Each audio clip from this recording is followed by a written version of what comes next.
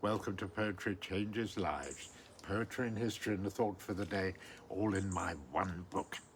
Well, on this day in 1964, the French philosopher and writer Jean-Paul Sartre refused to accept the Nobel Prize for Literature.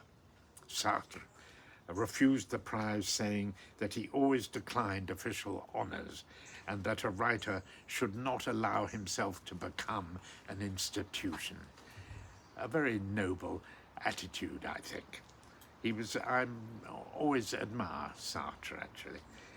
He popularized existentialism using the ideas of 19th century philosophers such as Nietzsche and Kierkegaard, who proposed an individual, not society or religion, is solely responsible for giving meaning to life and living it passionately, sincerely, and authentically.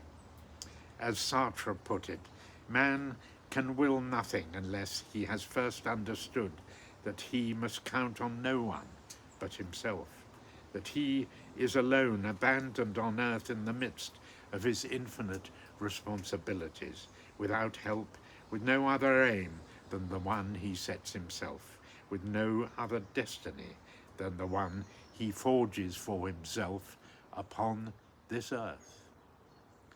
Very realistic view of life, and I don't altogether agree with that. I do think there is a higher power in the universe as well, but that was Sartre's view. This poem by W.B. Yeats, William Butler Yeats, says there is satisfaction in simple things, just being old, for example, with memories. I love this poem. When you are old, you might say, well, I might. Yes, well, I relate to this all right.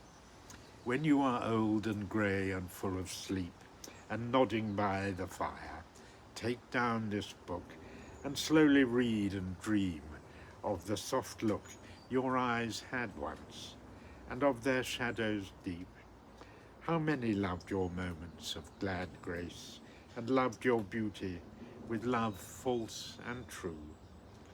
But one man loved the pilgrim soul in you, and loved the sorrows of your changing face, and bending down beside the glowing bars, murmur a little sadly how love fled and paced upon the mountains overhead, and hid his face amid a crowd of stars. Gosh, William Butler Yeats certainly had a way with words.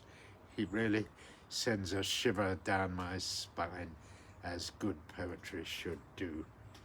Today I ask that I will be able to handle pessimism and negativity with understanding. Thank you for listening.